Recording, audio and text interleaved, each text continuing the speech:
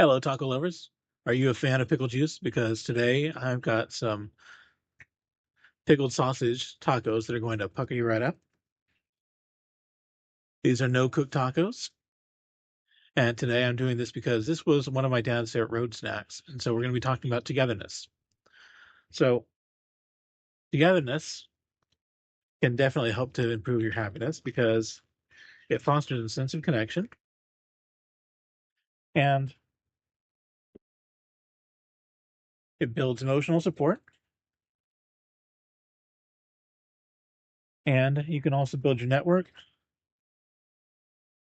so that you can have others that you can depend on, have others that you can relate to in times of stress.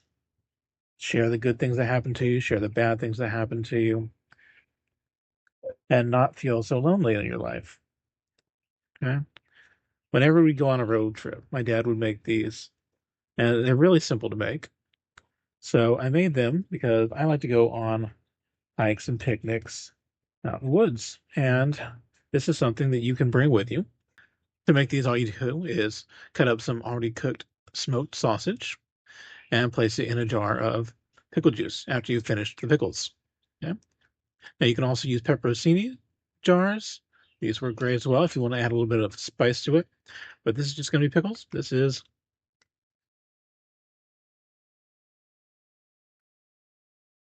a little wet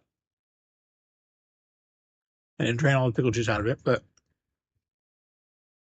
it's real, really good. It's a quick snack, something you can bring on, something you can bring on the road with you. You just eat by the side of the road or while you're driving. Something you can bring with you and just eat at the end of the trail at the overlook or whatever scenic outlook you have there. So this week, try making some of these and go on a trip with someone, either a picnic in the woods or a road trip. Just go do something and share a bond, share an experience, and have a little bit of togetherness. Thanks for watching. I hope you like this video. Please like and subscribe.